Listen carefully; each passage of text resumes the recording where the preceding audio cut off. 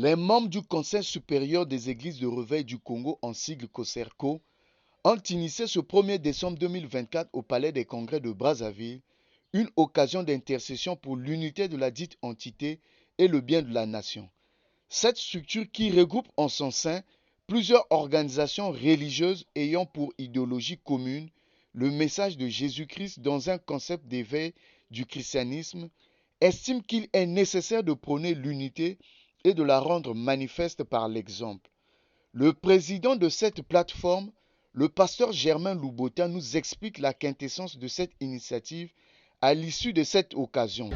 C'est pour appuyer, je crois, toutes les prières qui se font pour notre nation, mais aussi pour élever la voix d'une façon un peu particulière que la simple prière pour la nation.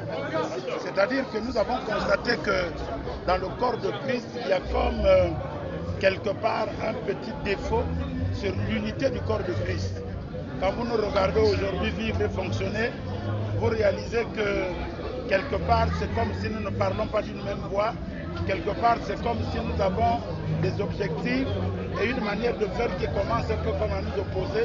Et nous avons vu que ça, sur révélation du Seigneur, il y a comme un petit défaut d'unité entre nous. Or, le Seigneur Jésus, dans sa prière sacerdotale, a prié justement pour que, après son départ, le corps de Christ puisse être uni.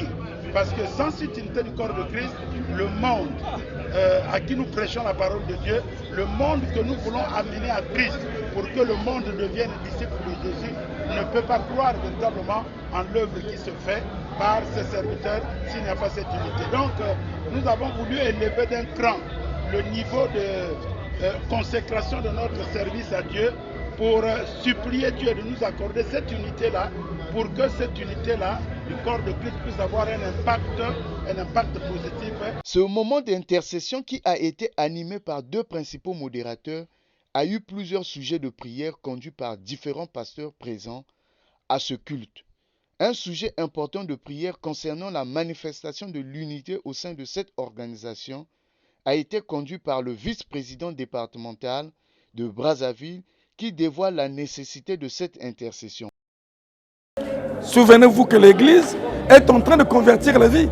Il y a des endroits où l'État n'arrive pas, il faut que je le dise. C'est vrai, nous sommes devant les caméras, il y a la sécurité. Mais nous convertissons les bébés noirs, sans chicotte, sans prison, et qui se répandent, et qui croient en Jésus, et qui deviennent des citoyens, qui commencent à prendre les médecins, qui ont des familles.